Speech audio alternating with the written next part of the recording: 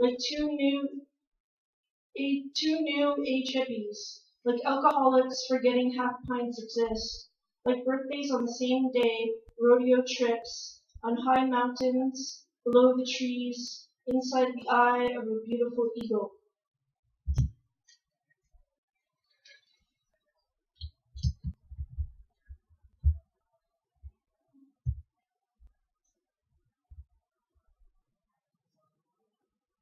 Let's pretend. Let's pretend we won the lottery and imagine what our reaction would be. Life is like that, filled with imagination, dreams, and wishes. How tiring ambition can become. Passion keeps us going, and then it fades out too.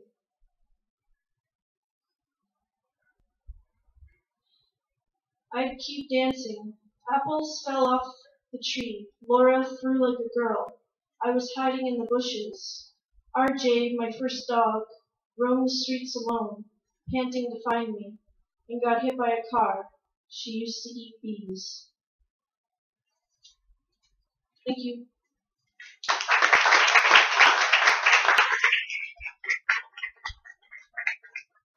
I'd like to introduce our first reader tonight. His name is Nik Beat. He is the host of spoken word show Howl on CIUT 89.5 FM radio. He has been published in numerous anthologies throughout the world and has been translated into Hungarian, French, Hebrew, and Italian. Nik's third collection of poetry, Famous for Falling, will be published by Lyrical Miracle Press by next year. Ladies and gentlemen, welcome Nik Beat.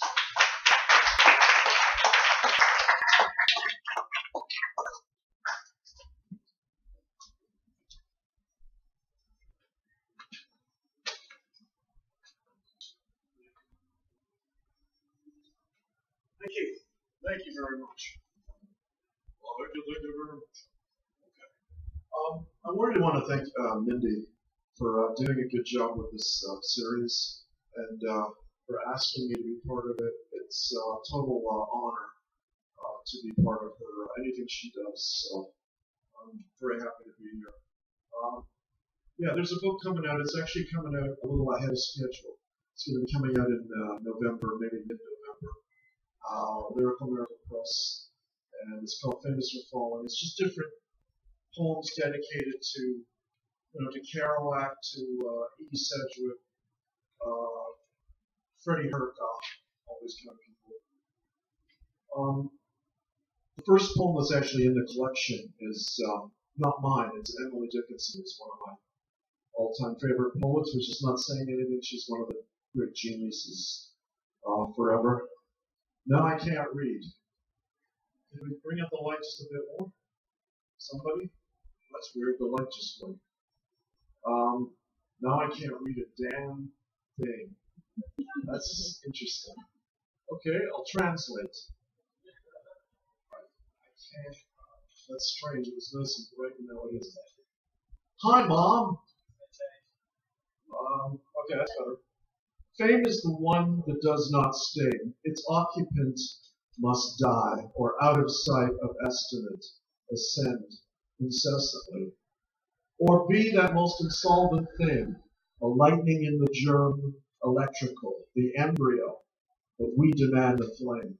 This is fantastic poetry. This is for someone I met a long, long time ago, Robert Downey Jr., way back was at the Drake. And I wasn't playing there, I was playing the next night. But he was there with his entourage, being a bad boy. He was really bad to me. He just tried to be a friend to him and say you're great. He was a bit of a shit, but I love him anyway. So this is a poem for him if I ever see him. It's called Notoriety. Note or riot. So Big Bobby got notoriety. Too much drunk driving. Guess it was inbred to drink drive.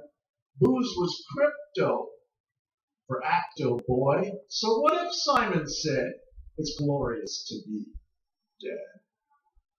Take the subway, man. Instead, open up your eyes so no fast goodbyes. Don't ask why, it's no use. The killer wheat, mishmash hash.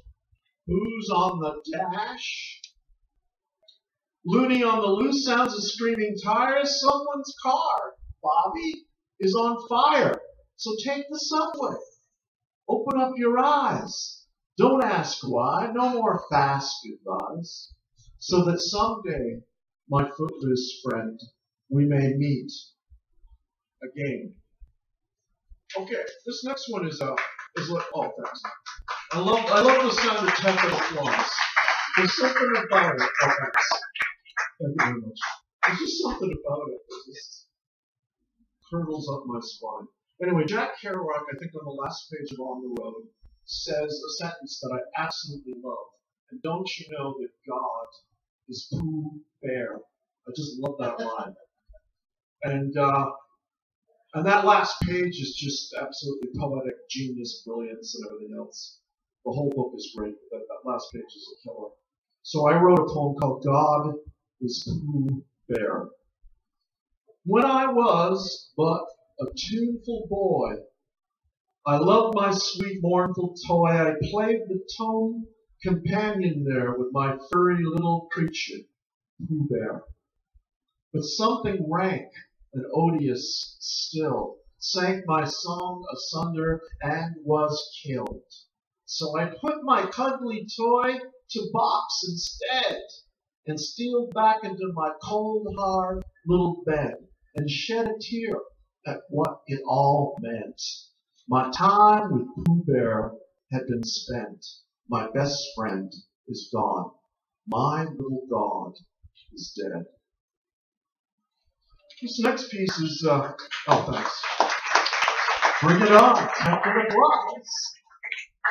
No, thanks. I'm just kidding. I'm Irish. The Irish like to tease people. That's our form of affection, for good or ill. Okay. I met an actor you may not know a long time ago. His name was Crispin Glover. He was in a movie called The River's Edge. He was in a bunch of movies, including Back to the Future. And I actually met him, and he lived in this abandoned loft in Los Angeles. And he was surrounded by machines. No people, just all machines. And I thought, what a poor, sad existence. But then I realized I went back to my home, and I'm surrounded by machines. That's all I'm relating to. So I wrote this piece called Me and My Machines. Me and my machines, mocking my tendons, my arms, and my knees, molding my visions, my reveries, my dreams, manufacturing my music, my food, my drinks, making me toast, making me tea, making my sexual fantasy. My machines wake me up. My machines take me to work. My machines make me up for the company that never comes. Okay, this is for, I saw an old film on Che Guevara. Che's the big poster boy, the t-shirt man. And I see what's happening. These lights are changing color. Yeah. So it's funny because it makes it look like a psychedelic experience. For me, maybe not for you, but for me. Because I'm also reading and performing all at the same time. I find that very, very funny.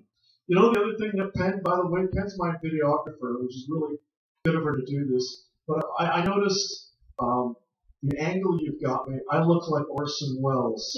Sorry. As played by, whatever. It's okay, I'm just sort of teasing myself. This is called Requiem for a Revolutionary. I used to admire Che. His Irish rebel hat with the gold star, and his Latino bravado, and his handsome, too handsome demeanor. It's plainly easier to admire someone when they're good looking. Until one day, I saw an old black and white film of Che announcing from a podium at the United Nations all the crimes of which he was gladfully guilty. I could see clearly. I could see him running out of thoughts and dreams and myths and slogans even before he finally ran out of words. Or were they just excuses? Okay, next on the hit parade. And if I'm going over time, please let me know. I'm okay? All right, cool. Okay, there was another person you probably don't know. An actress named Frances Farmer. Beautiful film made on her called Frances. And she was an American Hollywood actress. And back in those days, if women were rebels in the true sense of all, they were thrown into psychiatric wards and throw away the key almost.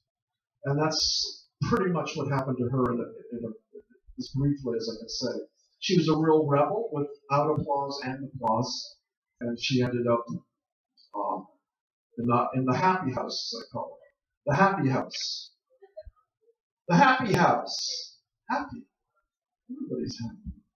In this decorated hospice, the walls are always irritably peeling, and pain is always analyzed later. We, the inmates, live in the airy architecture of a mind that is not our own. Here, the attic whispers, wind-up locks darken the corners, ancient violence dyes the rug. Scenes are recorded, then erased. Fragments of eyes and ears and noses peer in at me through a peephole. And at night I hear footsteps dying in the hallway. I see myself swinging and kicking above the dance floor. No more antiseptic distractions for me. And then, all of a sudden, some ghosts in white lab coats enter my room. And then I remember, you only see devils when you're in hell. Okay, this is for two more. Oh, God bless you. Thank you very much. This is Poor Little Rich Girl. Again, some of you may know, some of you don't. Edie Sedgwick was an actress in Andy Warhol's factory. And her first film was called Poor Little Rich Girl. And she ended up ODing at a really tender age of 23, which is such a waste. Anyway, Poor Little Rich Girl. This is for Edie Sedgwick. Poor little rich girl tripped on a hip pill, out on a blues thrill to Andy's store filled, the new freedom killed, the sick tease high hill, turned on then killed, bye-bye pretty girl, gone little chick twirl, to a brave new world. Okay. F. Scott Fitzgerald said, parties are a form of suicide. For a long time, I didn't know what the fuck he was talking about. But when you think about what parties are supposed to be, you know, without limit, like where you can let go, in a way it is a sort of a suicide. Because you take all these drugs and you're partying, you're smoking and you're reefering, and what you're doing is you're removing the barriers and your own limitations. And that itself can egg you on towards the end moment. Anyway, this happened to a famous actor, and it's called The Bride Stripped Bare.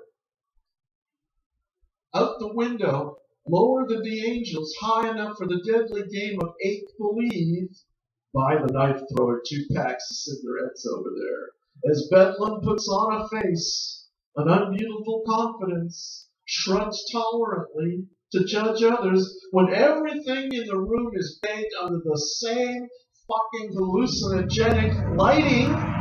Who can tell the difference between the unsung heroes and the anti-hero?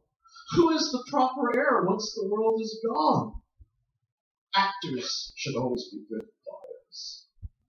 When the morning star aspires to outshine her harried god, she had only 6 singing lessons, but she knew the Watusi. When everyone kisses in the dark, except me. When my name is changed to blank. You see, a change of name, at least it's change. Now, I'm my own mother, milking my secret victories. I'm my own father, pained red with anger. I'm the bride who won't wait for the groom who's fiddling about in a fucking closet. In this room, I will slip off my white, stung by the groom's party, with delight in my own virginity. With frenzied flings, I'll fly to the moon, then up the stairs to the stars. That sphinx must solve my own little secret. Battered away, flinging and fasting, out I go, dancing out the window. Thank you, one more. Thanks very much. Brights with us. Who is that? It's JD, the heckler, with a capital H.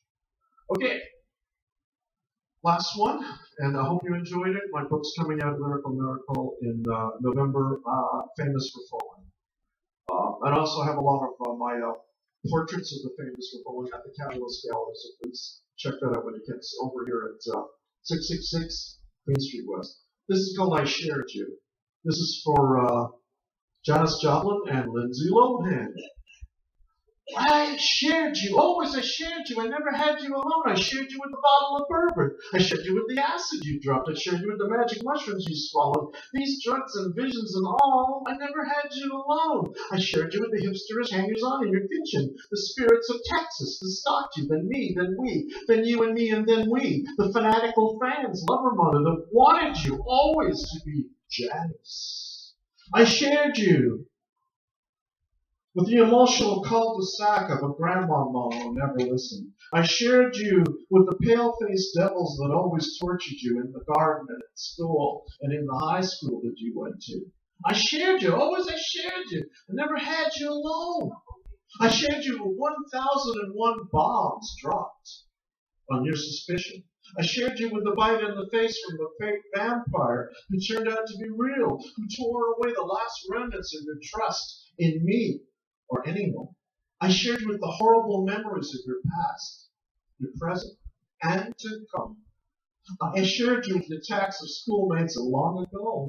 I shared you with the river Styx from which you drank nightly from a bottle of Southern Comfort every night on the stage. I shared you. I shared you with the air raid of 1,000 bombs dropped nightly on your brain. I shared you with the simply tones of girlfriends who wanted you, then me, then you, then me. I shared you, baby, with the rock and roll that you balled into my brain, wiping out my existence. I shared you as you danced in front of used to be me for you and me. I shared you with your Mrs. Hyde, who regarded me with a dark-eyed demeanor. I shared you with my Mr. Hyde, his desires, his designs. I always shared you with someone, something, somewhere, somehow. I never fucking had you alone. I shared you with a dozen black angels dancing on the head of a pin. I shared you with fear that wore a low-cut red dress to the Mad Hatter's Tea Party. I never had you alone. I always shared you. And now, I don't have to share you with anyone anymore. Thank you. Thanks, Mindi, very much.